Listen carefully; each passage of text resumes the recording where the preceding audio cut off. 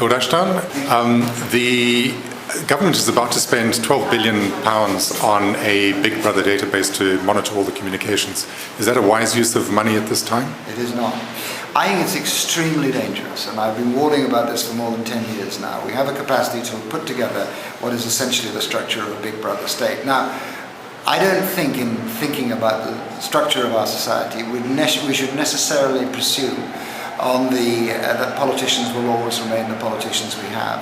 Of course, I'm not proposing that this government would use that malevolently, but I don't think it's a safe thing that to create structures which could be used by people who are who have less integrity than the ones we currently have in charge. Do you think that this will lead to a sense of false security if it goes ahead? Look, you will always be able, in any society, if you offer a citizen in the street the choice of giving up their liberties and their privacy to provide more security, they'll always say, okay.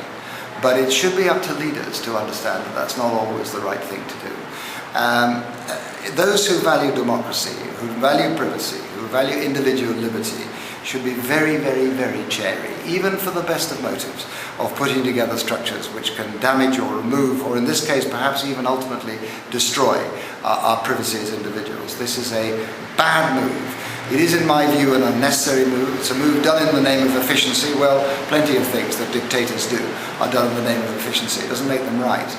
We need to have a greater value that we place on individual liberty and individual rights and individual privacy.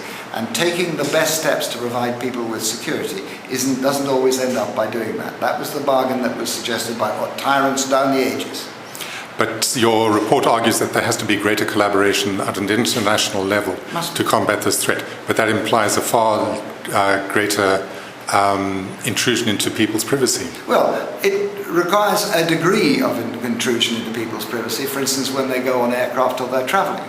But it's not as great as putting together a massive database in Britain that knows where you are every moment of the day, every text message you send everybody.